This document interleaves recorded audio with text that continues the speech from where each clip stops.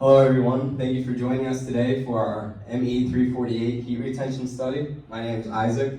My name's Trevor. My name's Nick.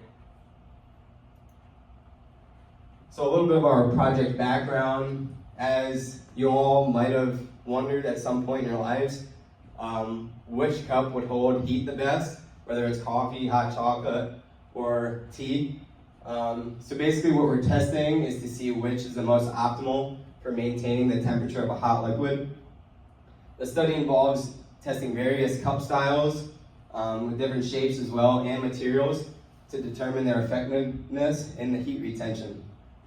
The cups selected are popular brands known as Yeti, Hydro Flask, Stanley, the Red Solo cup, and a paper cup which we use the McDonald's cup for. Our hypothesis, as most of you might have figured, is that the Stanley, Yeti, and Hydro Flask will all maintain heat relatively the same, as they're made all out of aluminum with their slightly different insulation inside, whereas the Solo cup and McDonald's cup will slowly lose its heat retention.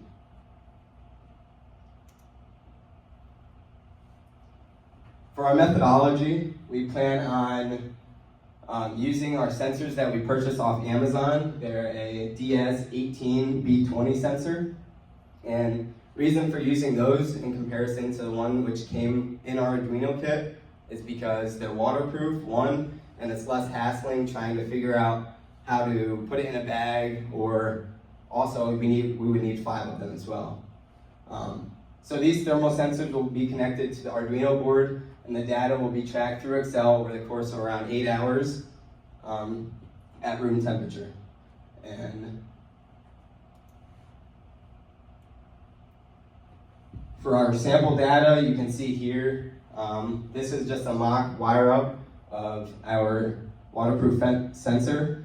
And what we did was ran about, I think it was a minute of putting hot water into it and then slowly adding ice to that cup, just so we could see the curvature of our graph and just to make sure the heat sensors worked in general.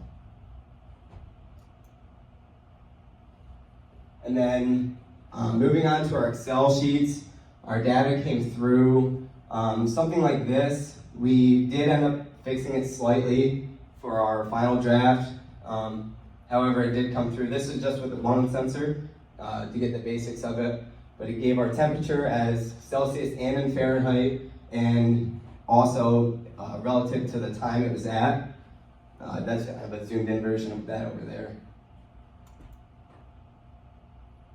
And then like I said, this is kind of the sample temperature versus time graph. You can see it kind of started out, the first 15 seconds stayed relatively the same until we started adding the ice to it.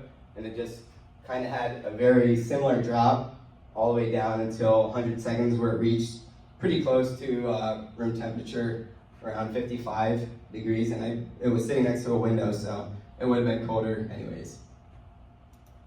I'll be passing it over to Trevor, which will kind of give you more info on the experiment. Alright, so for the main experiment, we decided that we were going to need something that would hold the sensors in place in the cup, so it wasn't hitting the side or it wasn't hitting the bottom. So we designed these sensor holders just in 3D modeling software, and they were designed specially, the distance or the length of them was designed for each cup, so we would click on the top of each cup and hold the sensor. And then they were just printed with a 3D printer that one of us had personally, and they seemed to work pretty well. They were able to hold the sensors in the middle of the cup and about 2 inches off the bottom of the cup when we were actually running the experiment is what we tried to shoot for. So our actual experiment, so we took temperature readings for 8 hours and 18 minutes. This allowed us to get, it says 500, but I believe it was 498 of each of the 5 cups. So here you can see each of the sensors with the holders attached to the Arduino. They were all wired in and then attached to my computer. Each one of the sensors had a flag on them. This was just numbered so we could keep track of which was for which cup. So I believe it went down the line. 1, you can't see the Yeti. 2, 3, 4, 5, down the line like that. And this was taken, or this one wasn't taken yet. The next picture you'll see. Well, the next picture you'll see is the Arduino code. So as Isaac said, we did modify this a little bit from the previous code to import the data like we wanted it. Instead of giving all Fahrenheit and Celsius, it gave us just in Fahrenheit, and we took out the degrees and the actual Fahrenheit symbol to make it easier for us to put it into graphs and things like that. This code was acquired from Dallas Temperature in the Arduino libraries, and then it was obviously modified to what we needed. We set the time interval to 60,000 milliseconds. This allowed us to take a reading every minute for that 8 hours.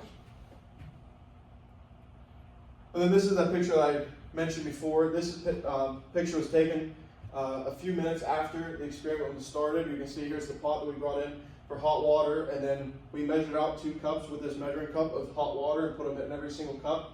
Then you can see kind of how these sensor holders work as they went on top and held the sensors in the middle of the cup. And like I said, about 2 inches off the bottom is what we're trying for, right in the middle of the thermal mass of the water that was inside the cups.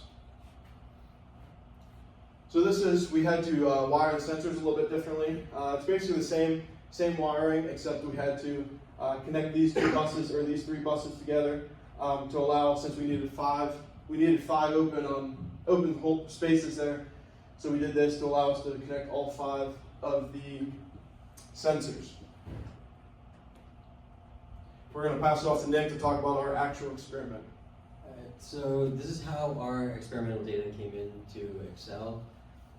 Then we quickly brought it over to this table just to make it easier to tell what each cup was and the time in order. We did it for 8 hours and 18 minutes. This is the graph of the first 15 minutes for the heat retention. You can see that the Hydro Flask is the best, and the Yeti and Stanley were very close. All 3 of those were clearly better than the red Solo Cup and the paper. And this is the graph over the full 8 hours.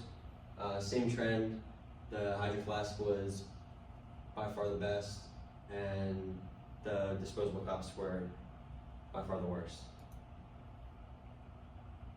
So, data analysis.